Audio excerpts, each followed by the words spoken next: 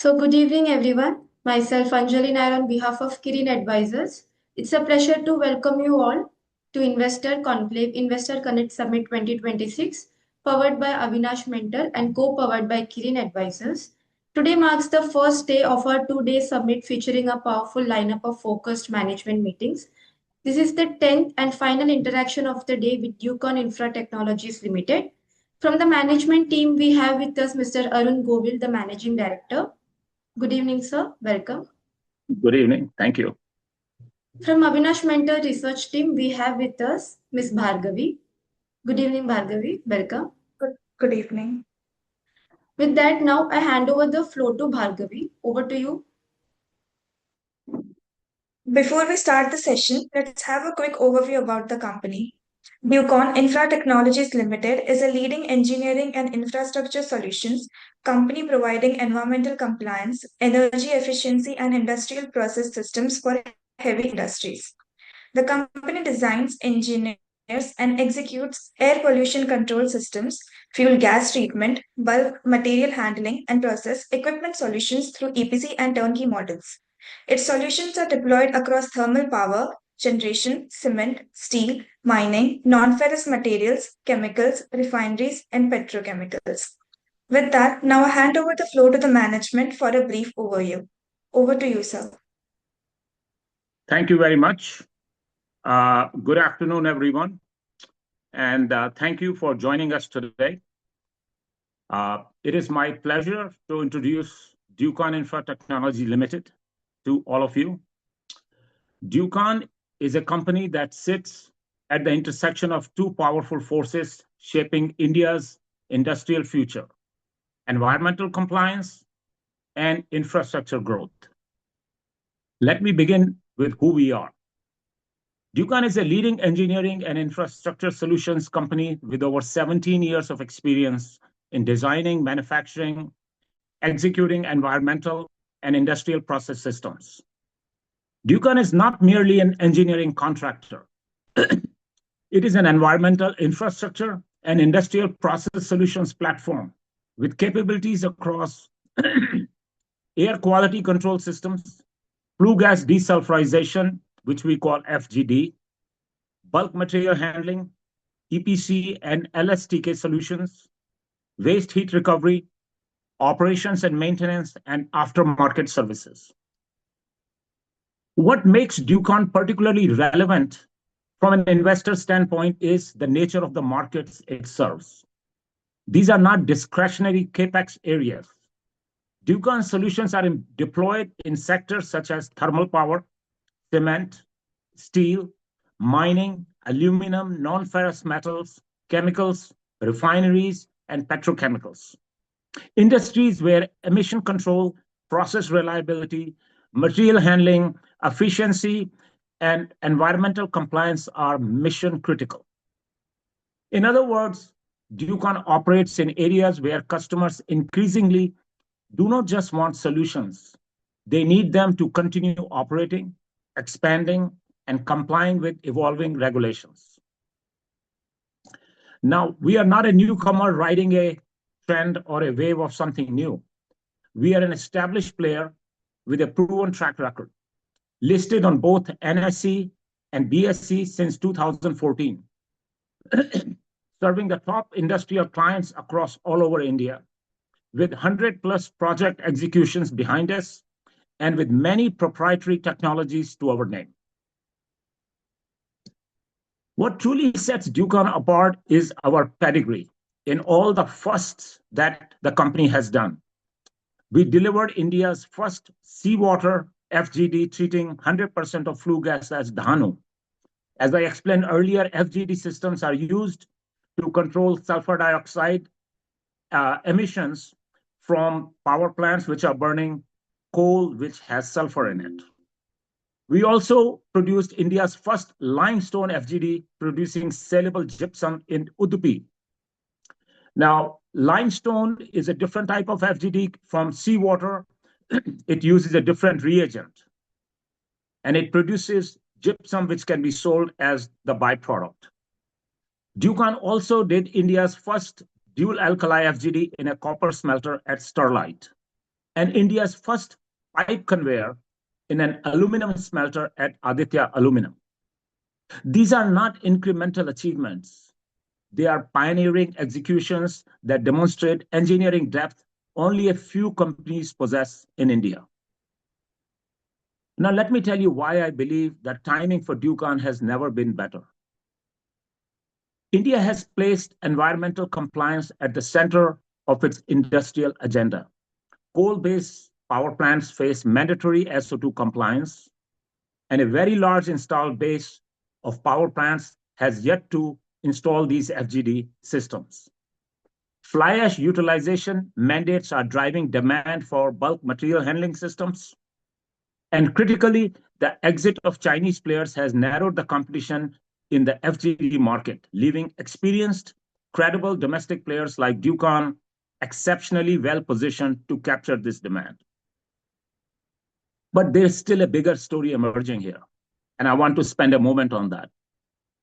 In the union budget for 26-27, the government announced a 20,000 crore allocation to accelerate carbon capture, utilization, and storage. This is what we call CCUS. Now, India's CCUS market is expected to grow at roughly 10.5% annually through 2030. With mounting decarbonization pressure on power, cement, steel, and refining, this is a massive new frontier for our company. And how is that? Here is what many investors may not fully appreciate why it matters so much for Ducon. See, you cannot capture carbon dioxide, CO2, from flue gas stream while it's still dirty. It has to be cleaned. Carbon capture systems require the upstream removal of sulfur dioxide and particulate matter first before you can capture CO2.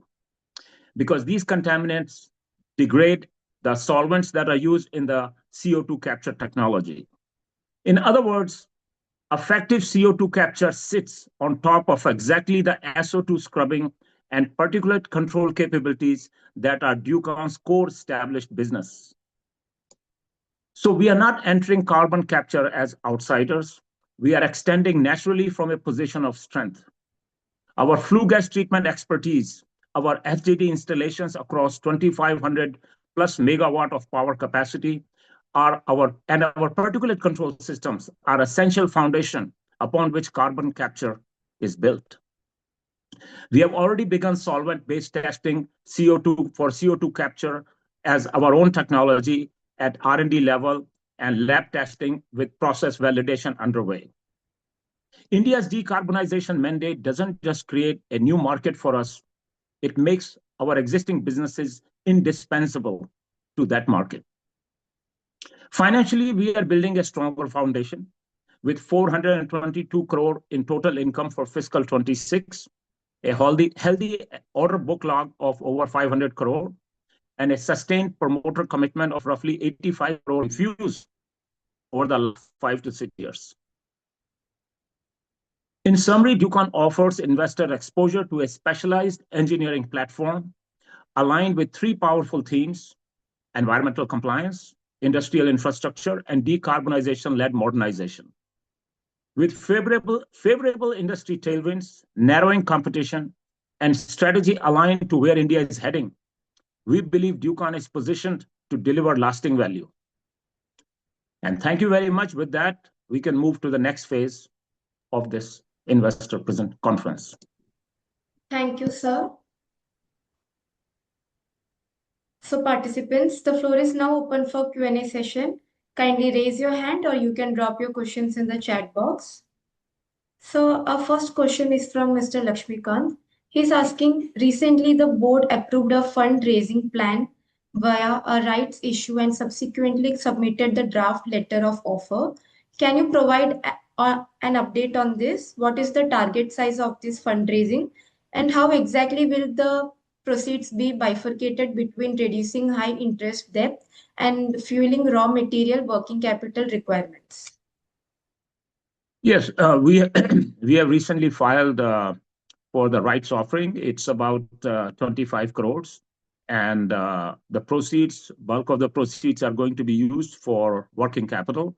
because our business requires deep pockets, the kind of business we are in. And so that's where most of the funds will be used to, sustain the growth that we are experiencing. Thank you, sir.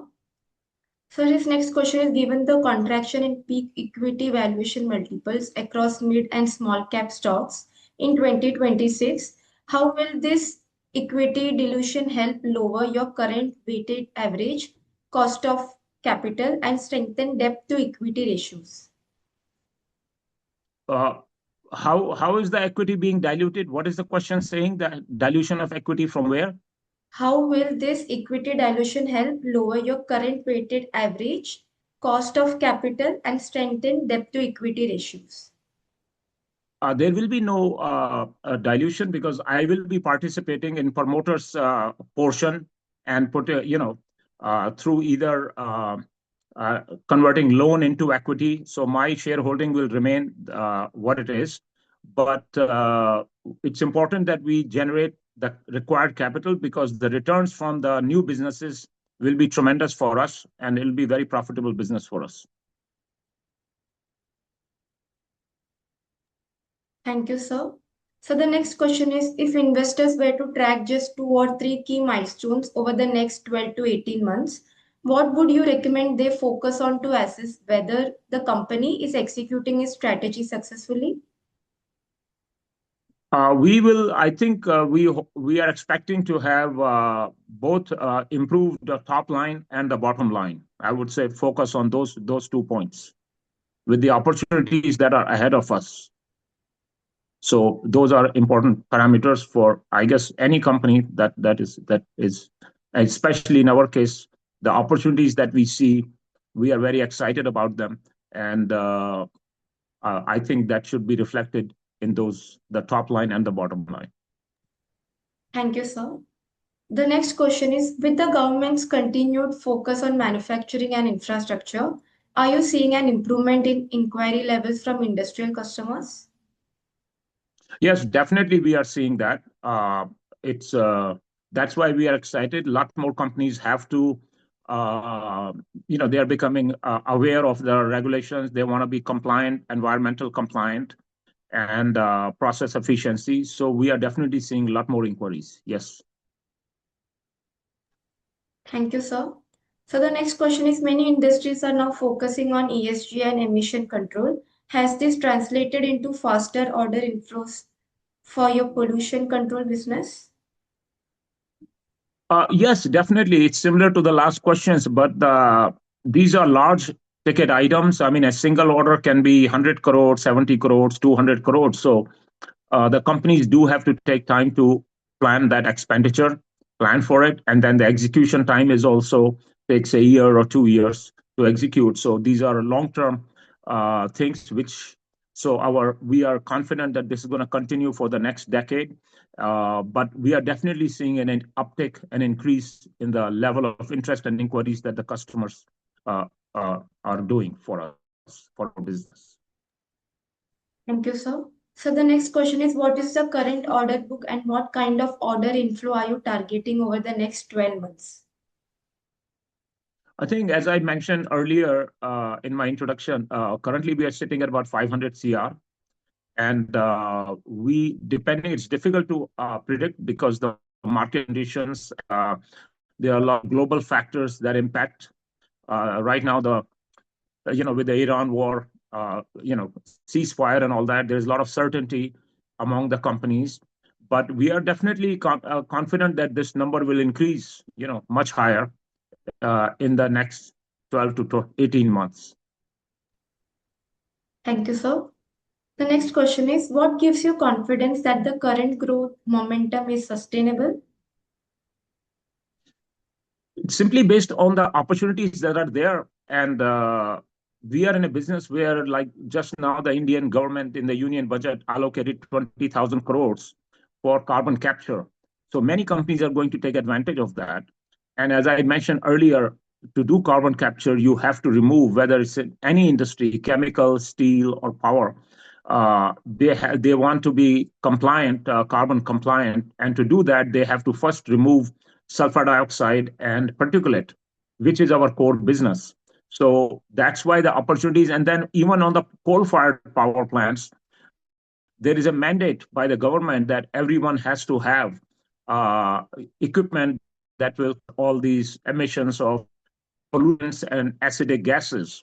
So all these systems cost money, and there's not that many credible players in the market because these are technologies which have to be proven, and Chinese players are not allowed in the market. So Ducon is sitting in a very good position. So we are very excited and confident about the opportunities in the next 5 to 10 years. Thank you, sir. So the next question is from Mr. Munjal. He's asking, sir, our receivables are 60% of sales. What measures are being taken to curb it down?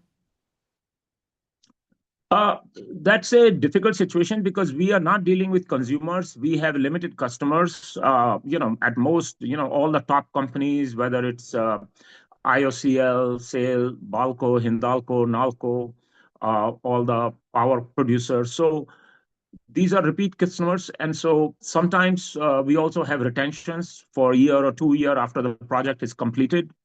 So we are in a position where we do collect our receivables. Sometimes they tend to hang out there for a while, and but we do manage to collect it. So it's an ongoing process, but it's not a situation where a receivable becomes bad or we are not able to, because we are, again, like whether it's Hindalco, Vedanta, sometimes we have a lot of money tied up there, but then eventually the next project comes along and then they clear the previous one.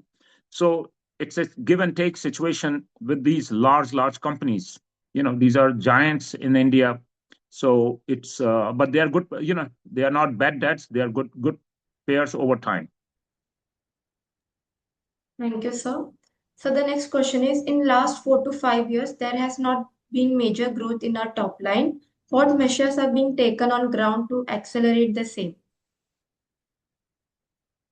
Well, we needed some incentives from the government, which was required because without the mandate, the industries themselves will not spend money on let's say air pollution control, which is very badly needed in our country. So that has happened in recent years. So that is one of the reasons why we are excited, and we will see the growth going forward because the companies have to comply with that mandate and they have to install these equipment right now. So that's where we are seeing that, and that was the reason. Also, we had gone through COVID period also where the companies were not sure of their expenditure plans because our business depends on expansion of in the bulk material handling systems and things of that nature. So there was a slowness because of that, but now we are confident going forward. Thank you, sir. So the next question is, with increasing investments in power, steel, cement, and industrial infrastructure, how do you see the demand environment for your business over the next few years? We are very excited. That's the core of our confidence that India is growing rapidly in the infrastructure space and in the power sector, and that's where we operate, and we have established credentials in those areas. And so we want to take advantage of these opportunities. So, that's the main thing. That's one of the reasons we are also looking to raise funds and all that and be prepared, because the business we are in requires a lot of capital and to make sure we can execute things properly. So we are very, very bullish going forward. Thank you, sir. So the next question is from Mr. Sanat. He's asking, how exactly will the proceeds from 25 crore right issue be allocated between debt reduction, margin expansion, and project expansion? Most of the proceeds from the rights issue will go for working capital requirements of the company. We are not, the debt reduction is taking place through our own, funds, profits that come through. We have been reducing debt regularly over the past year, and we will continue to do so. We don't have any big long-term debt. So we are okay in that regard. So most of the proceeds are being used for working capital that we are raising for the ongoing work. Thank you, sir. So the next question is from Mr. Munjal. He is asking, request you to please advise on breakup of order book in terms of segments and the timeline of execution. When we bid for the order, what is the EBITDA margins and ROE do we keep in mind? It's I will give you broad numbers. We really don't go, I would say, off the thing about, let's say it's maybe 60% is material handling right now and 40% is environmental control. But again, that it doesn't stay the same. It depends on the timing of the orders. And, so it can change. There is no fixed ratio. It changes from time to time. And the margins also, we take into account. But again, these are technology-oriented projects, so we have good margin, and we do take, want to maximize the margins that we are getting when we book these jobs. These jobs last, these are fixed price contracts, so they last sometimes depending on the size of the project. For example, let's say a 100 crore project could last 18 months or 19 months. So, I mean, this is the nature of the business. So we always are looking to maximize the profit margin on the projects. Once we secure a project, then we do our best to lower the cost from our vendors, what we have to procure and how we have to execute the projects. So we have a good project execution team, which makes sure that the margins are maintained, the ones that we are booking the projects at. Thank you, sir. So the next question is, sir, any guidance on revenue for next year and PAT margins? A company, we have not provided any guidance per se in the past, but and we try to stay away from that. But as you can see in the past, we are able to maintain our top line. And but now going forward, we are hopeful and we are confident that we are going to see a substantial increase in the, let's say, next 2-3 years. We should see tremendous increase. Thank you. So the next question is, how high are the entry barriers in this business? Is it mainly technology, execution capability, client approvals, or long-term relationships? I think whoever is asking this question knows very well that these are all the essential ingredients for that. Technology is very important. Execution capability is important. Past record of successful operating projects is very important. And client relations are equally important also. So all these factors, as you have mentioned, the person has mentioned, are all very crucial. And all of them we possess, we have established, we have a lot of repeat business, and we have good relations. So we have done projects all over India, turnkey projects in all the locations. So I feel we are well positioned for this opportunity that is coming along in this coming decade. Thank you, sir. So the next question is from Mr. Lakshmikant. He's asking, what is the current outstanding order book size specifically within the FGD, wet spray, dry scrubbing, and environmental engineering divisions heading into FY27?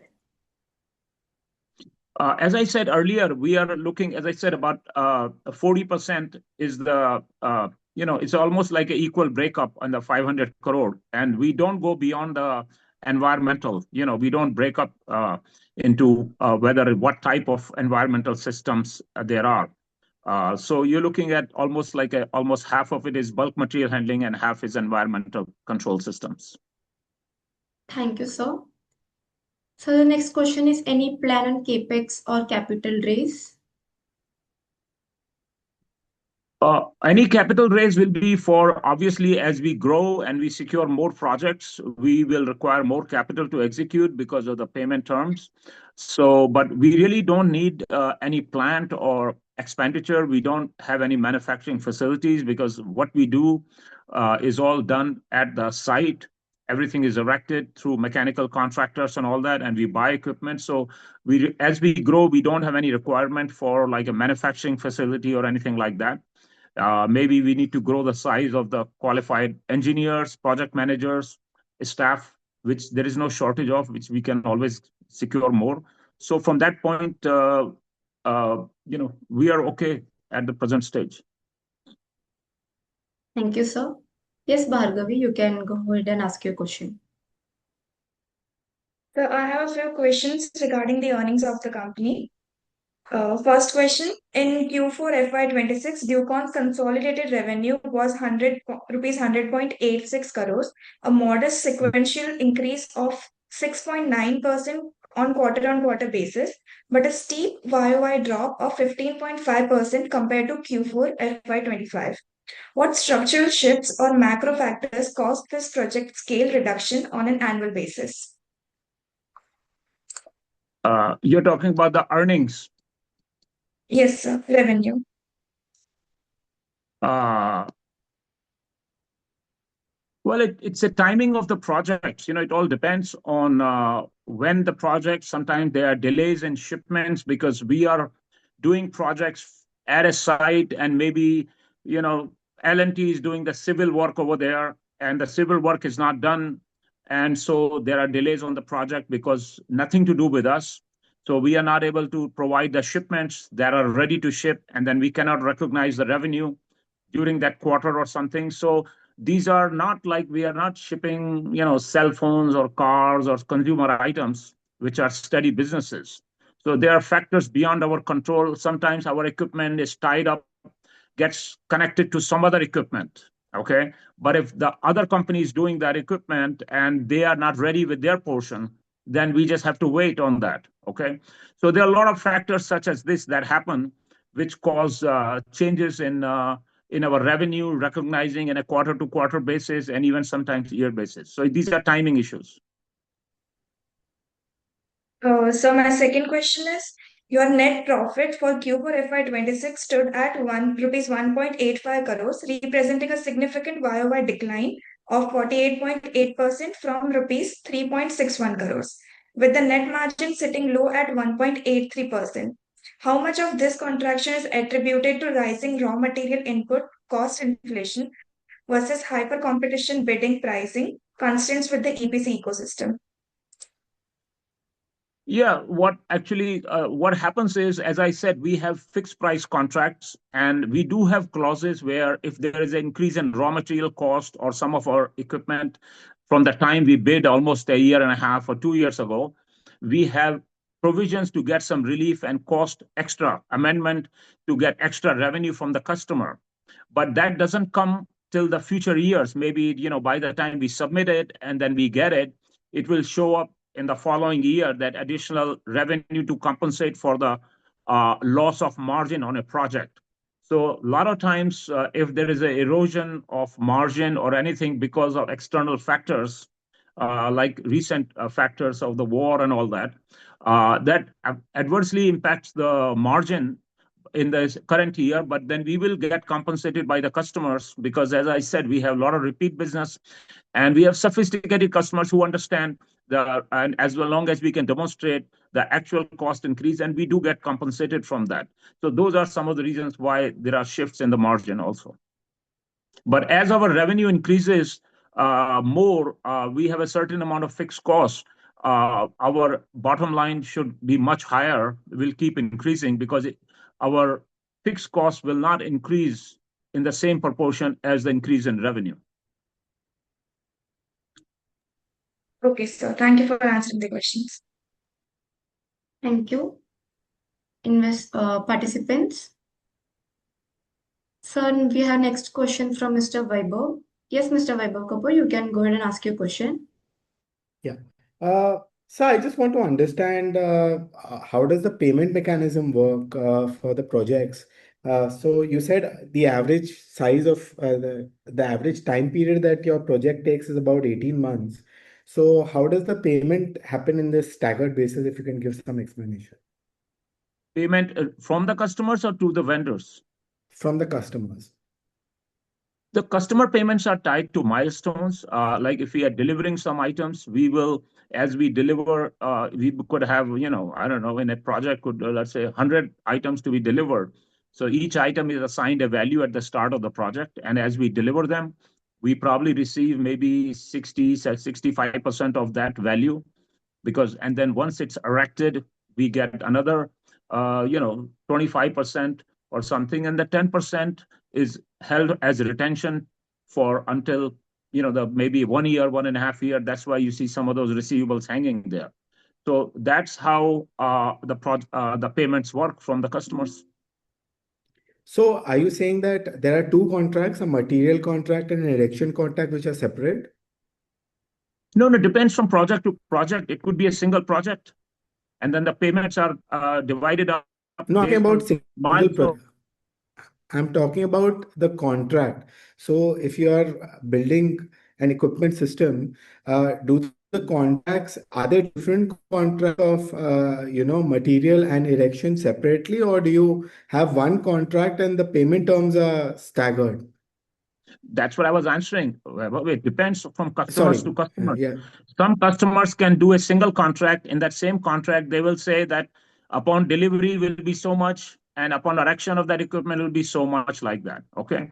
Some people can then break it up in two contracts. Will say this is for equipment supply, this is for erection. So it all depends from project to project. And usually there's retention of 1.5 year. Is that standard, or that also varies from project to project? That is industry standard. 10% retention is a industry standard. Everyone has to work with that. Some of these terms are non-negotiable. And what would be the time period for this? It's This can go minimum 18 months, 18 months to 2 years. Okay. The other question I had is with respect to the margins in your projects. I'm just looking at a blended basis. Your EBITDA margins are in the single digits. So I just want to know, is there a reason? Is there a lot of competition, or what is the reason for having such low margins uh, in your projects?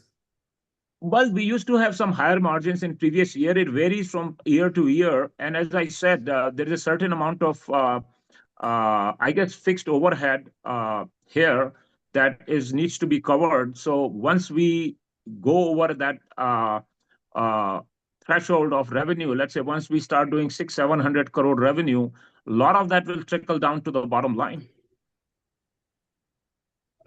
I believe that I think most of do you have any fabrication or anything that you manufacture, or is everything done at the site? No, we don't manufacture anything because the kind of business we are in, we are doing large items of 20-meter diameter or 30-meter diameters, and vessels and things which cannot be shipped on the roads or anywhere. So that's why they have to be built on site. And in this blended revenue, in this revenue that you've done last year, what would be the number of projects that would be involved? Oh, that would be difficult for me to. Can you give a range? I'm not asking an exact number, but It could be maybe, I would say, between 8 to 12 or something like that.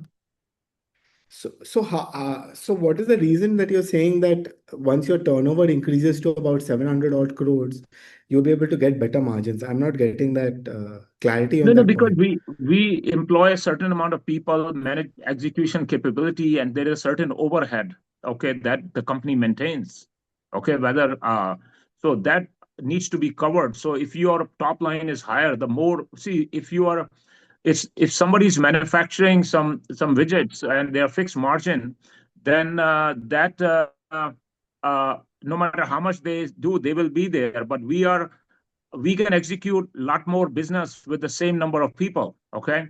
So that's the point I'm saying, that the more will come down to the bottom line. No, I get the economies of scale point, but given that your business is very localized, where people, the manpower and your employees are going to be at the site, I mean, it's like this side or the other side, right? In that sense. So that's No, how. no, it's not just the site. We have whole project management team at the office also. These are complex engineering projects. We are not just Okay, okay, building okay. people on the site. There is an engineering phase of 6 to 8 months where every drawing is done, finite element analysis is done, structural calculations are done, 3D drawings are done, and then there are a lot of meetings and stuff like that. And then you need a whole team on the pre-contract phase also to secure a project also. Okay. So you need a lot of talent that has to be maintained within the company to do that. Okay, so this is everything has to be designed to the T before it's executed. Okay. The other question that I had is with respect to your so when you're bidding for your projects, is there a minimum threshold beyond which you do not go, and what would that be in terms of margins, entry margins? No, we obviously have a threshold of minimum projects. It all depends on how crucial is the project for us, and where it is, what client, and all that. So there are a lot of factors that come into play for us. But obviously, we will not take a project at a loss. There were companies. GE was in this business for 10 years ago, 15 years ago, and they had Alstom, which took a lot of FGD projects globally, and they were all taken at a loss because. And they secured almost like, I don't know, a 1 billion backlog or more than that. But then when they started executing, the reason being the CEO that was there, his compensation was based on incentive on how much bookings he had done. And then they took it at a loss, and that's why they had to go in bankruptcy, and GE fell apart. So those are scenarios of people like companies like that. We will not do that. We have not done that. And we are very selective in what we do, and we will leave projects. There's a lot of business out there for us, so that is one of the reasons. Ducon in India and Ducon overseas has been in business since 1938. Ducon USA. No, I get that, but the point that I understood from your commentary right now is that only loss-making projects is a no-go. Everything else is fine in that sense. Yeah, we don't take loss-making projects, but if we take sometimes if a project is going for a longer time than what is anticipated, and then there is an increase in cost, and that will lower our margin. But then if we have a legitimate basis, we will submit our cost extras to the client. And a lot of times we do get those cost extras, and we will receive them maybe a year down the road. Yeah, And that compensates for the margin. Yeah. So that's exactly the reason I was asking this question. Because on a very broad base, if I look at like probably a 5 years or 6 years, your margin structure, it's between 5 and 8% at max. 7% is what I'm seeing here on screener. And your retention is 10%. And that you're supposed to receive 18 months later. So in that sense, more than your project profit that is there, you're going to receive 1.5 years later. And that's the reason I asked you this very simple question, that what's your cutoff point in that sense? Because at this point, the return on your capital that you're employing is in the single digits, and it ought to remain there. And your working capital requirements will keep getting higher, and you'll continuously come to the market to raise money. So fundamentally, I was asking where would you balance your sales growth versus profits in that sense? No. That's not the case, because, as I said, we have a fixed overhead that we need to be in this business. Okay, and for that we need to have a higher, top line for that, which will then trickle down to a higher profit margin. Okay, a bottom line, because there will not be a certain increase of the in our fixed costs that we have. Okay, So your employee cost is just 2%. What's that? So your employee cost is just 2% of your turnover, sir. No, but we also have debt that we are servicing also, interest and all that stuff. So that's also there. So everything adds up, marketing cost, everything adds up. Okay, I'll just join myself Yeah. back in the queue. Thank you for answering my questions. Yeah. Thank you, sir. Yes, Bhargavi, go ahead with your questions. Sir, will you please throw some light on the revenue guidance for the next 2-3 years going forward, or any revenue milestone the company would want to achieve? Yes, we are, as I said in my earlier presentation, the opportunities are tremendous. We are experiencing a lot of inquiries coming from customers for new FGD projects in the alumina sector, for new and fly ash sectors. expansion plans from customers. So all of these projects are 50 crores, 70 crores, 100 crore range. So we are very confident based on their plans that we should be able to substantially increase our top line in the coming years. We have, unless we went through this phase of COVID and all that, but I think hopefully things would have settled, and India is on a growth path. So we are confident that the revenue should be, higher. It's very difficult for me to say, what that number will be, but I am confident that this number will increase substantially over the next few years. Okay, sir. Thank you. Thank you. Yes, Mr. Vaibhav Kapoor. Hello. Yeah, my hand is just raised by mistake. Sorry.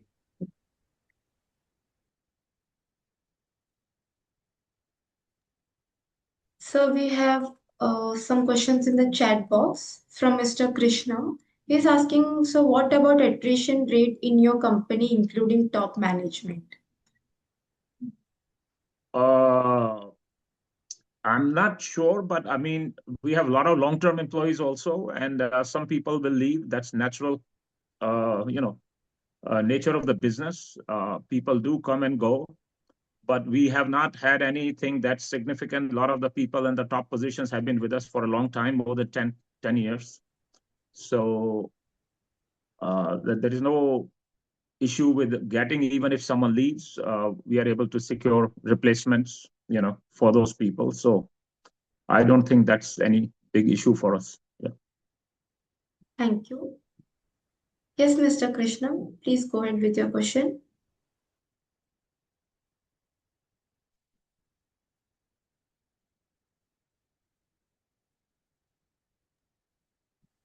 Mr. Krishna?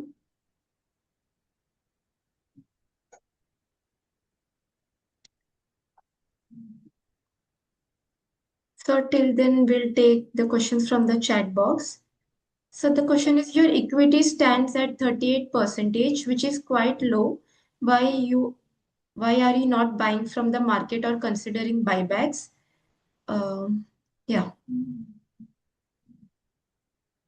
Well, I think 38% is quite substantial. It's for the size we are, and when I feel the need to increase it, I will increase it. That's not a problem.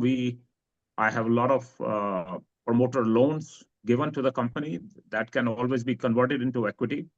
So it's not just the equity, it's the amount of capital that I have infused in the company over the years, as I said earlier. So it's a combination of both that matters. Thank you, sir. Yes, Mr. Krishna, please go ahead with your question. Yeah, am I audible? Yes. Yes, sir. So, on that question itself, I wanted to ask whether there are any other related party transactions which we as shareholders should be aware of. Specifically, coming to the point of the loans which you have mentioned, which you have given to the firm. Can you please let us know that at which rates these loans have been given? If that you could clarify. I think everything is in the public documents. I don't think there is any particular rate that is specified there. Yes, sir. That is why I was asking whether it is significantly above the market rates. For example, if the loan is 20% annual interest or 25%, whether something of that sort, should concern the shareholders. No, nothing at all. I spend a lot of time between New York and India. As you can see from the documents, I don't even draw a salary from the company. Okay. So the interest, there is no interest. No interest has been paid to me. It would have been shown already till this date on any of the loan. And fortunately, I'm very well placed in US also because I have substantial holdings there. We started this company because to take advantage of the Indian market, and this is my passion. I'm a chemical engineer and all that. So we are very excited about these opportunities coming up in India, and we hope that we can, make it a very sizable. That's the goal here. So the goal is, Sir, but sir, yeah. this is a bit like this is a like kudos to you for not taking a salary and again adding to the shareholders' wealth. But any reason as to why you are not taking a salary? Because another aspect of this can be noted in people saying that you might not be interested in the firm and you are maybe not giving your full time to the firm, anything of that sorts? Yeah, but then if that was the case, why would I be giving 85 crores worth of loans to the company to grow, help its growth if I had no interest in the business? Yeah, fair enough, sir. Fair enough. So going forward, do you think that this policy announced by the government it will help you, and in what specific ways it will help you? Any guidance on this aspect? Absolutely, because see, the large corporates and all that, obviously, we are talking about spending for a single FGD, 100, 200 crores, 300 crores. So, which really is purely for compliance and no, not providing a return. So, you do need government mandates and government regulations in that area. And there are a lot of power plants which still need to install these FGD systems. So, that definitely helps. And then the CO2 capture mandate definitely helps us. So these are some of the two mandates that we are very excited about, the opportunities that will be there. And we are one of the established players. As I said in my opening remarks, that we are the company, we are the first one to install a seawater FGD. We are the first one to Mhm. install a limestone FGD in India, Yes, almost sir. 15 years ago. So we have established credentials in India. Okay, so we will be the beneficiary of all these, what we have done in the past. Yes, sir, that is completely true. But again, sir, a lot of shareholder wealth has been eroded. So, any guidance, like for example, even during, uh, sorry, I lost it. In between, my network is a bit patchy. But sir, again, my question is that a lot of shareholder wealth has been eroded in the past. In a lot of intervals, the stock price has risen from 2, 3 odd levels to 80 odd levels, and then again it has been 10x, 15x. But again, it mean reverts to the same levels of it being a penny stock. So, sir, any reason as to why it has not performed well for the shareholders? That's a we at the company we hope that the share price does well, and we try our best, but we keep performing from the company's standpoint, and we are doing our best to make sure. But if you can look at a lot of other companies also, the track record is also different for different companies. It's very difficult to say. Sometimes the market sentiments and a lot of other factors come into play. So yes, we are not happy with that also. And I own substantial portion of the company as well. So I'm also not happy with that. Okay, you should know that. Fair It's enough, not sir. like I own. Yeah, Obviously, sir. so Fair enough, sir. my goal obviously would be to have a much higher share price. But that's something we don't control. But we are hopeful that if we keep producing and sticking to the fundamentals, and Fair enough, we sir. keep delivering, the share price will follow eventually, Yes, sir. and Yes, sir. That that is is the goal. also, And I yes, request sir. some patience from the shareholders. Yes. Yes, sir. That is also what we think and we hope and aspire for your company because, again, it is also our company, us being shareholders. Sir, one more question in terms of, you mentioning that you are the pioneers and definitely so you are. But, sir, any idea or any, know-how of some other companies which are also in the same domain, FGD, carbon capturing, any other listed companies or any other unlisted cores which you know of and like which are your main competitors? Yeah, we have companies that are competitors, which are divisions of large conglomerates that we compete against. Mitsubishi is there, and some of them are there. I think one of the other companies is Thermax is there, okay, which is in India. Okay, similar, but they have boilers and all that stuff, which we don't do. Okay.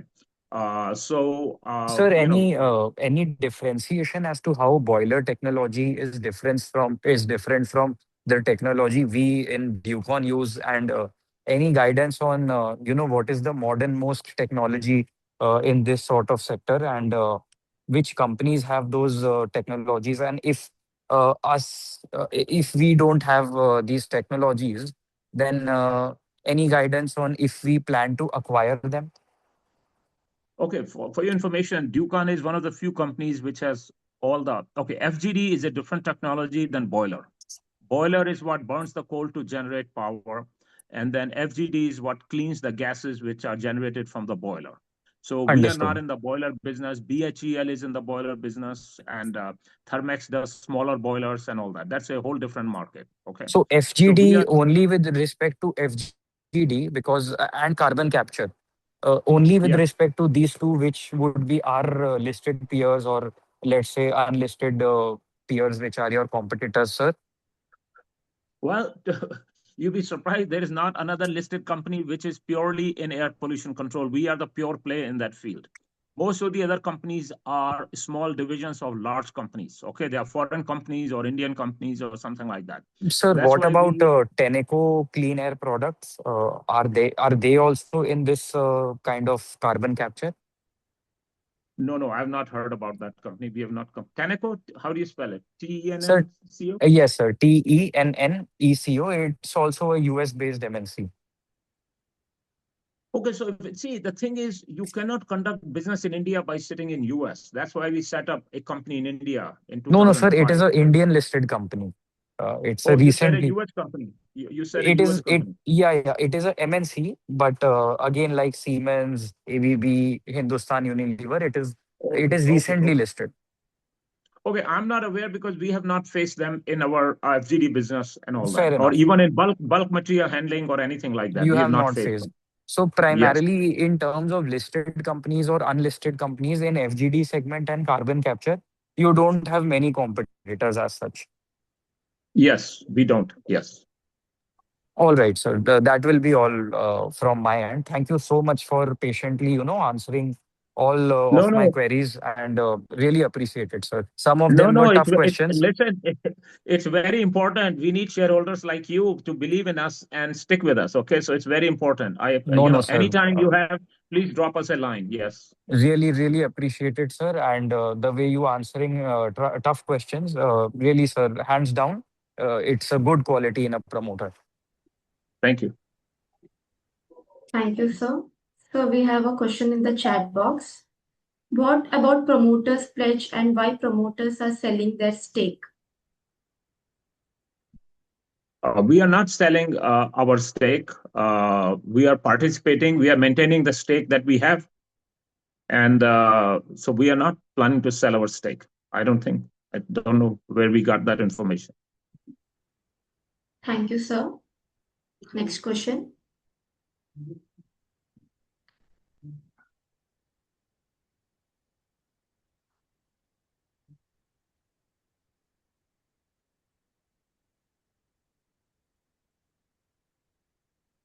Sir, I think we have covered most of the questions. If there are no further questions, can we conclude the session, sir?